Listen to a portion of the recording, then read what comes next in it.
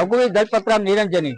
ઘટના એવી બની છે કે મારા સાધુભાઈ ને ઘરે પ્રસંગ હતો જનોઈનો। એ પ્રસંગ પતાવીને મારા બીજા નંબરના સાધુભાઈ જે ગોંડલ રહે છે એ ગોંડલ જવા માટે નીકળ્યા અને કોરાટ ચોકડી પાસે ટ્રાફિક હોવાથી સાઈડમાં ઉભા હતા અને પાછળથી ટ્રક વાળો આવી અને કચડી અને જતો રહ્યો છે। બંને વાહનોને હડફેટે લઈને અને જતો રહ્યો છે અને સાપર પોલીસ ફરિયાદ લેવા માટે આવી ત્યારે અમે એમને રજૂઆત કરી કે હિટ એન્ડ રન નો કેસ છે તો હિટ એન્ડ રન ની ફરિયાદ તમારે લ્યો, તો એ લોકો ફરિયાદ લેતા નથી અને અમને વારંવાર આ લોકો સહકાર આપતા નથી। રજૂઆત કરવા છતાં સહકાર આપતા નથી। અમારી માંગ એ છે આ હિટ એન્ડ રન નો કેસ હોવા છતાં જો ફરિયાદ હિટ એન્ડ રન ની નહીં લે તો અમે પીએમ પણ થવા દેશું નહીં અને ડેડ બોડી પણ સંભાળશું નહીં અને અમે અહીંયાથી રોયલ ડીએસપી ની ઓફિસે રજૂઆત કરવા માટે જઈ રહ્યા છીએ। જો અમને ત્યાં પણ અમને ન્યાય નહીં મળે, રજૂઆત કરવા છતાં ન્યાય નહીં મળે તો પછી અમે ત્યાં ડીએસપી ઓફિસ અમે ઉપવાસ ઉપર બેસશું।